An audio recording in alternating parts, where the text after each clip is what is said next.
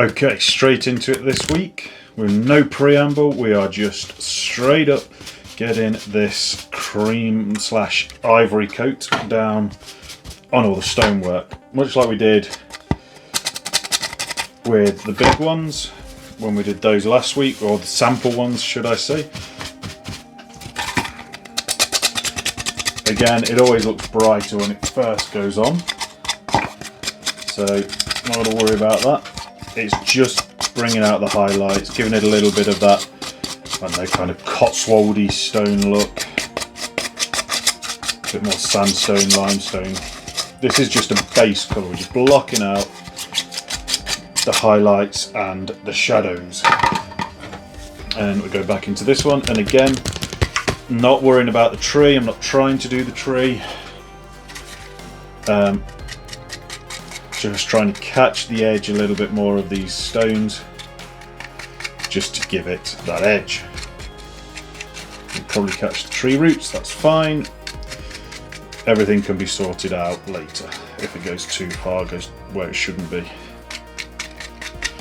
I'm going to try and get a little bit on the back side of these posts, backside, but not too much because it's going to be more in shade there. I would expect the light source is going to be coming from elsewhere, and whilst this isn't a lighting source highlight, I would expect it to be slightly more illuminated on the outside, so it'll reflect a little bit more. It just gives it that impression, makes it scan a little bit more like that, and makes it read a little bit more like that. We've got loads to do this week. We're going to try and get this painted. I want to set in motion some stuff for future weeks. I want to make some sprue goo. If any of you know what sprue goo is, I talked about this a little bit last week, but it uses the plastic that you get on the sprues for the Games Workshop stuff, and you mix it with acetone, which is what I'm going to do later, and that melts it down into a goo. Sprue goo. We use sprues to make a goo, and that can then be used to generally model makers like myself, painters and that, we use it to fill gaps in miniatures. So when you put together some Games Workshop miniatures or 3D printed miniatures, you know, you get little holes. It could have also been really useful to do the tips of these. You know, we used UV resin last week. I could have used sprue goo for that. Didn't really think about it at the time, but that would have also worked. But what I want it for is I've got some silicone molds that have got kind of mausoleum style stuff. Now I just want to have a go and see if I can use it for that, to add little bits to. I want to make a cemetery for this. Now there's loads of cool Stormcrow cemetery stuff which I've got and which I'm going to use to kind of tie in the theme of the Stormcrow stuff, but actually being able to use the Green Stuff World molds as well, silicone molds, would be really cool. So if I want to have a go at using the sprue goo to do that as well, rather than just using plaster of Paris or casting resin. Right, so that'll do for the highlights. So those are the things that gives it that colour. Now for the tree, which I want to be a dead kind of silvery tree, I'm going to be using Gravestone Blue, because I wanted to have a little bit of that blue tinge to it as well. So we'll just put some of that out. Now this is a lighter dry brush, this isn't quite so heavy as I went over with the cream or the ivory just then. Use a slightly smaller dry brush that's gone a bit stiff, I didn't quite clean it properly last time. And just try and pick out the tree. Not huge amounts of detail on it, but just stipple it with it. Certainly where there's any cream, bring it down into that blue spectrum and that grey, and it just starts to give it more of a dead tree, ghostly tree vibe. And again, I'm not going to try and work it into all the little bits. I did that with the brown, so we've got the brown down there where you can't quite reach with the blue. That's fine, that's what that's there for. This is more kind of picking up, and if you accidentally go on a little bit too much like that, you can always go back over it once the brush is a bit drier later on, and you can scuff it out and smooth it out like that, and so it doesn't quite highlight. So if you make a mistake with your dry brush and you go on a little bit too thick, come back to it in a minute or two once your brush is a little bit drier, and you can work it out and you can move it around and brush it off. So it's never quite as bad as it seems. Once that's dry, we're going to go over with a bigger dry brush, but an actual dry brush rather than an overbrush. So we want less paint on our brush, which is a bit of a pain because I'm going for Vallejo Game Air, which is an airbrush paint, so it means it's thinner. So it's going to be a little bit harder to dry brush accurately, but I think we can be okay. And I am just going to pick out the tops of the trees on this one. So I'm just going to go from above and try and just catch the edges, which is harder to do. The problem with the resin coat that we did on these branches is that in a way it makes it too smooth sometimes, so there is no texture now on those to dry brush really. There's a little bit, but not a huge amount. But that is the trade-off for a little bit of extra strength, which I don't regret doing. So just try and work this over all of it. Try not to do too much. And this is harder because of the paint type, but I didn't have a light grey to hand in any of the standard toothing coats or Citadel. If I'd have had, if I'd have sat down and looked, I could probably found one, but I wanted it for this. So I'm just bringing it up. So hopefully that's coming through on the camera.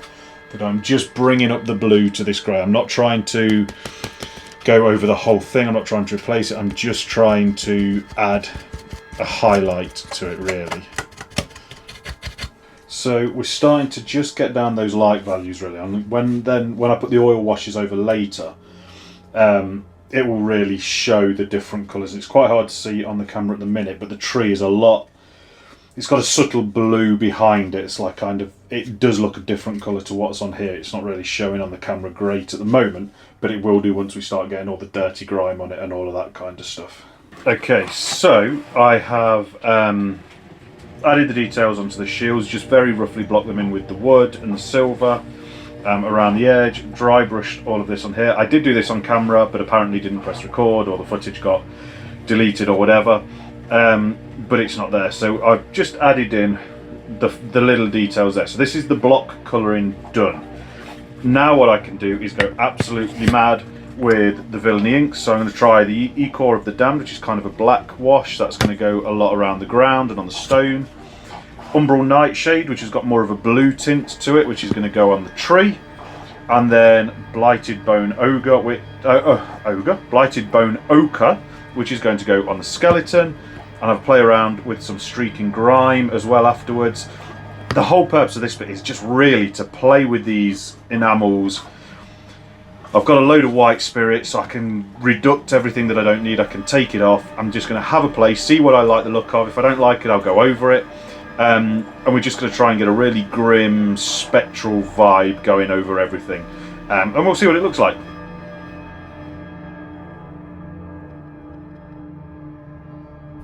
The villainy inks worked really well for doing this kind of stuff, but in the end I decided to just use a normal black oil wash over the stonework at the bottom. It would have just used so much of the much more expensive villainy ink, and at the end of the day it is just a black enamel wash, which is really, it's got kind of a chalky texture, which is great for using on miniatures, but for this, just a normal black oil wash was absolutely fine for the stonework. Right, whilst we let all of the enamels dry, it is icicle time. Now, I asked last week if anyone had any ideas for icicles, and some really good ideas. What I decided to do was, I've made some out of Sculpey, and then I've stuck them onto a base and just used super glue and baking soda to kind of solidify that joint.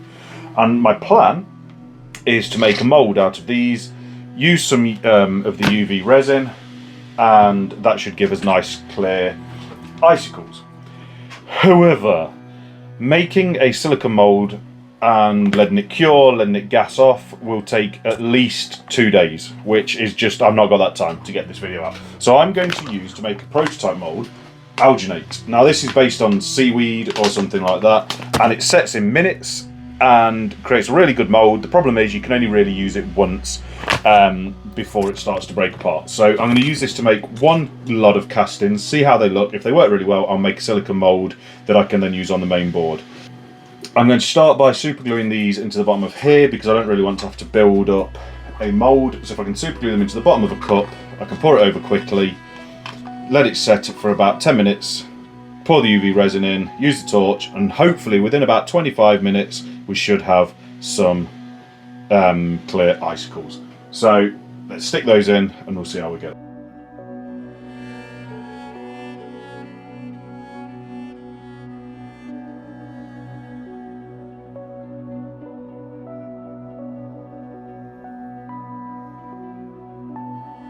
So it looks like I've not quite made enough, but the good thing about alginate is we can just mix up some more and pour it on top. I'm not really mixing it in the best tub, to be fair, and using an old brush rather than like a lollipop stick isn't the best idea, but what are you gonna do? Don't bother weighing this one, I just want a little bit of a more runny mix.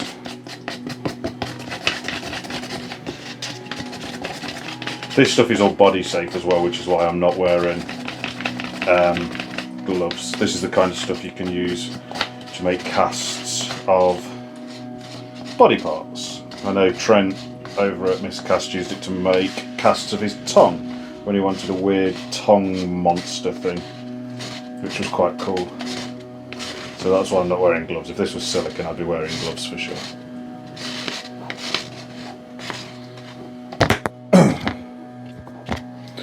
Okay, that is now set, so try and get this out. I think it took about 10 minutes in total. So it really does set a lot quicker than silicone. And try and carefully cut this out without taking my finger off.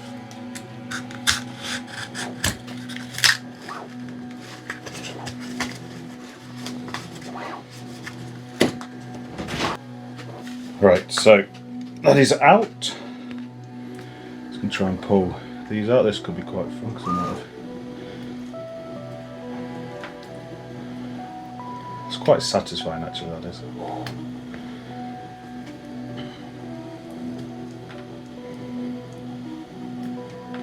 Problem with the alginate is, as it dries out as well, it starts to fall apart a little bit. So if I leave this until probably tomorrow, it will start to crumble, so it's not a long lasting mould. So I'm going to cast these now and hope that it works. So that's pretty cool. Sorry if you've got trypophobia and that's setting off your it's a bit weird, but hopefully then I should be able to use a syringe, I should be able to use some UV resin, and I'm hoping that the torch will pour down, will light enough for it. Now I did mean to put the UV resin into warm water so it was more fluid, I forgot, so we'll see how we get on.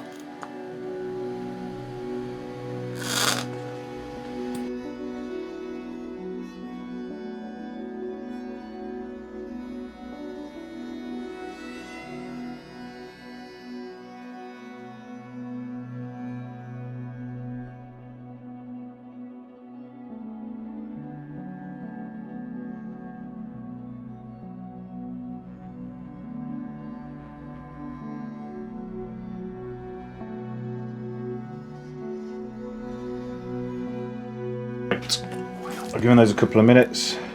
Let's try and pull them out.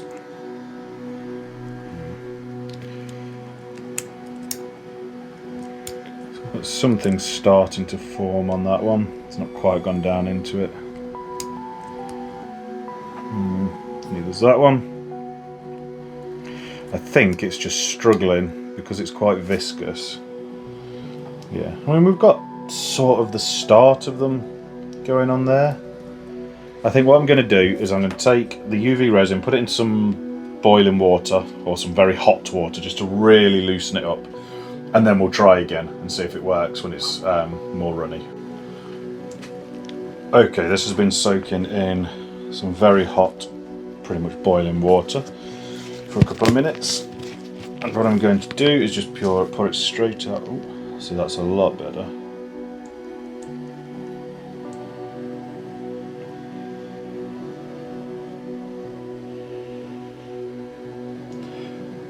So I'm hoping that poking it, I don't know if it's like surface tension that's preventing it from going down into some of these things, because there are a couple of air bubbles there, and whether that's just like creating a plug down into the smaller, narrower chambers. Don't know. And whether if I just push some air down into it, whether that's going to make it worse. I don't know, they'll just dislodge it.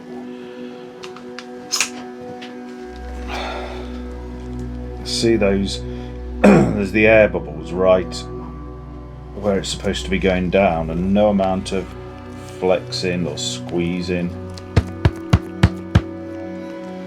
I suppose this is where a vacuum chamber would come in handy. Might just try and massage it like this for a bit, it seems to be helping. What I'll do is I'll do the same thing, I'll put the lights back on it for a few minutes, and then we'll come back and we'll try again. If it doesn't work this time, we will rethink. Okay, this time we've got pretty much a hard disc on top, because that's how I poured it. I think we're going to have the same issue as before. We've gone a little bit deeper this time.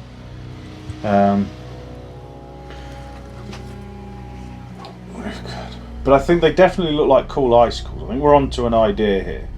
I think what I might need to do for the main board is maybe look at using actual resin,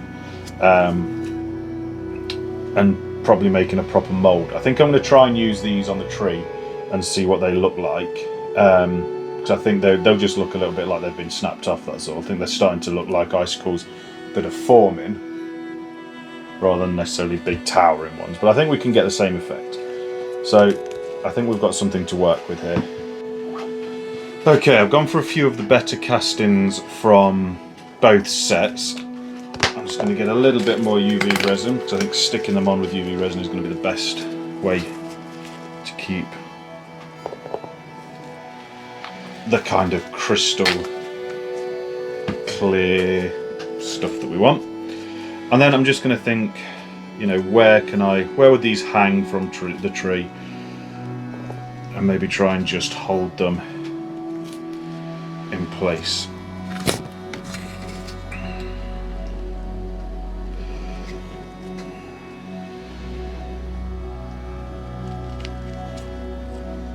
Right, so they now look, I think, really cool. Again, I'm holding the tree at a weird angle, but they're now hanging straight down, and from kind of a front point of view, for sure, they look like broken icicles hanging down. So I'm happy with that effect. And I'm going to add a load of snow as well in a bit, and so I think that will also help to add to that. So let's get started on the snow. Right, before I put the snow on, I want to put some of this stuff on, which is autumn foliage. Now I'm not going to use this to create the tree as a tree, I'm going to use this to create some sort of climbing colour pop underneath it. So it's just going to be like a vine that's trying to take over the tree or something like that, rather than actually create the tree itself. The easiest way to apply this is just to stick some Mod Podge down. This is messy, it's a messy process. Just kind of think, right, where do I want it to stick? Where is it going to kind of climb up?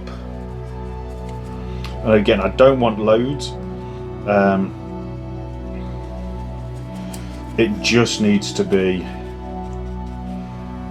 just an accent, just something to add a little bit of colour to the board, or to this particular square. And then this stuff's really cool, it's quite stringy.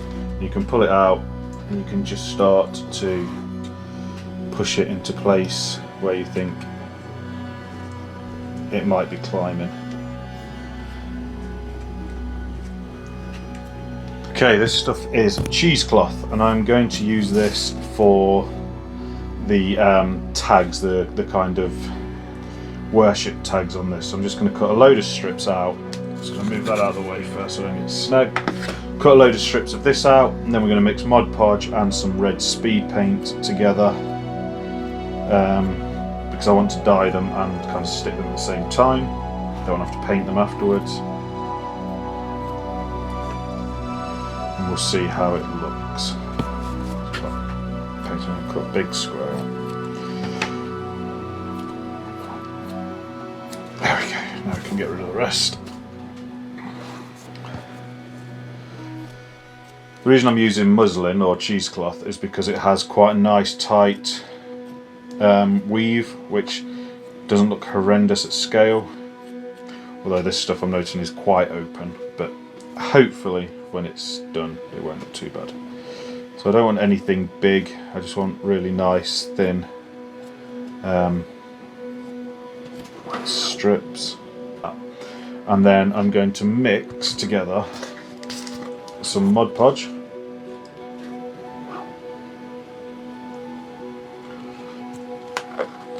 and this is blood red speed paint, just because I want it to be red, and I think speed paints will be better at mixing with the Mod Podge, better at staining it.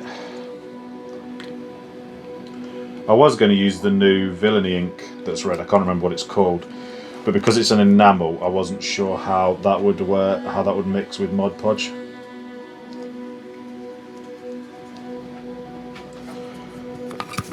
I have to use my snips.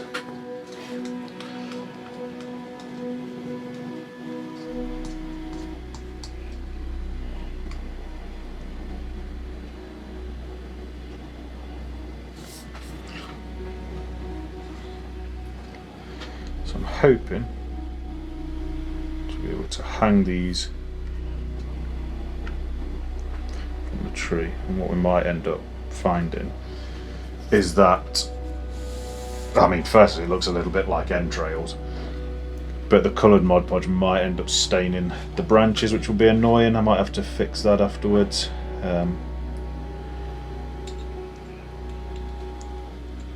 Don't know, maybe if I put a little bit of water in there with it, make it a little bit thinner.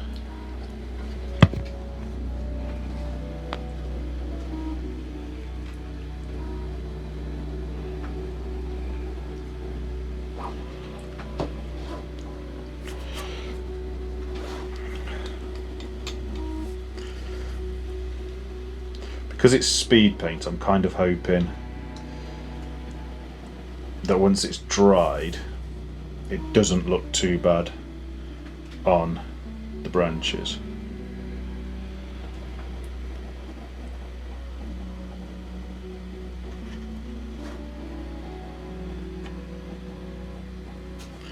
But we shall see. Okay, we're getting close now to finishing. I can feel it.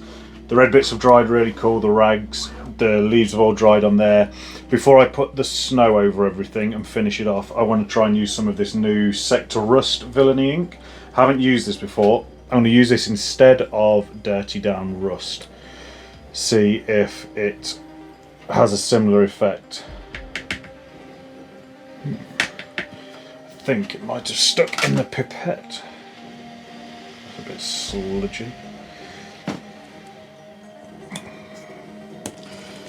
Problem with these villainy inks is that they have to be really well mixed.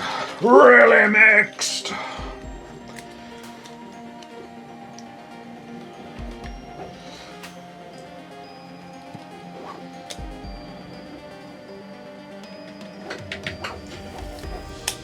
See how that works. See what it looks like when we put it on.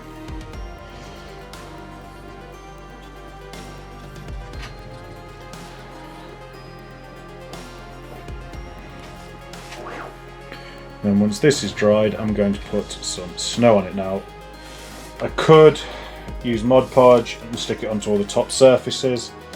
That would be one way of doing it. But what I want to do, I only want to hit the top surfaces at first with the powdery snow to give it that feeling of it's freshly fallen. Because what I want to do with the snow is give it the feeling of freshly fallen snow rather than really heavy snow all over the place. So I'm going to try something slightly different. It could be a disaster, but I'm going to try and spray down with matte varnish, which will just give a sticky layer on the top of things, and then I'm going to try and powder snow, like sprinkle snow powder over it and see if it sticks to it. We'll see if that works, and then I can go back in using the snow paste, which I'll mix the snow powder and Mod Podge and put that where I think it would drift, and we'll see how that looks. So I'm going to let this coat dry of what we've just put on here, the rust, and then we will be putting some snow on it, and then we're done. Right, it is time for the snow. I'm going to hit it with some varnish and then sprinkle on snow powder. So I'm going from straight down.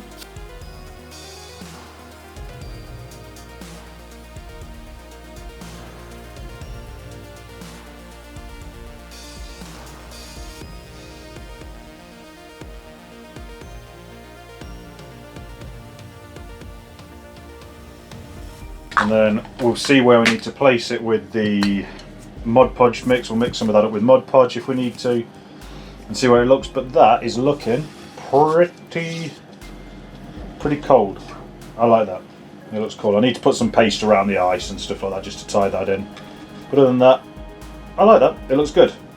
Nice snowy effect. Cool. We'll leave it to dry.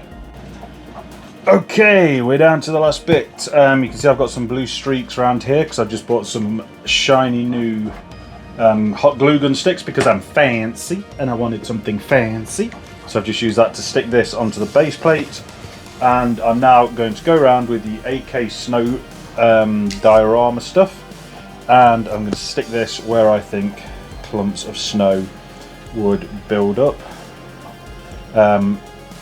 I think I might actually be better to use some of the powder. I'm going to sprinkle that over it anyway, but this stuff will go well across the tops of trees, just where we might get kind of drifts building up. So I'm trying to think, right, where's the horizontal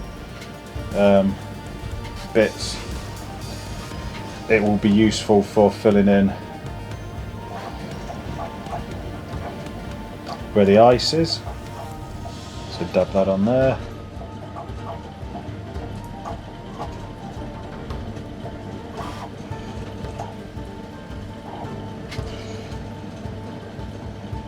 So trying to create that drifting effect.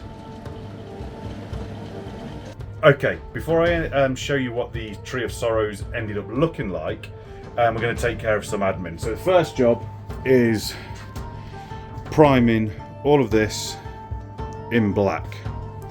And then we've still got more over here as well. There's stuff all the way up there. There's still stuff being printed. I now need 2 more of these corners to be printed, or 3 more of those. I need to print off a load of these caps to go on top. I've printed all of the columns to go in the middle. They're all here, so we've got all of those bits. So we're pretty much finished. I think there's another bridge as well, so it's still going, it's still printing. I'm going to prime all of this black, then I'm going to get a dry brush on it tonight so that you can kind of see what it all looks like together with that grey dry brush on. Then we're going to have a look at making some sprue goo if we get time. That might end up getting pushed into next week. But let's start priming, and then I'll show you what the Tree of Sorrows ended up looking like. So I need to give a big shout out to my cousin Tom, who came round, and we just spent a few hours absolutely blitzing as much as possible, doing the same thing, the base over brush of grey, and then a dry brush of the ivory on top, and we've pretty much got most of it done. So for those of you who want to see, this is what the whole board looks like now, and then I'll show you the Tree of Sorrows after that as well. So stick around till the end. Don't forget to do the usual stuff, like, subscribe, all of that kind of stuff. Leave some comments. What do you think so far? What are you enjoying? What do you want to see in the future? Thanks for watching, and I'll see you next week.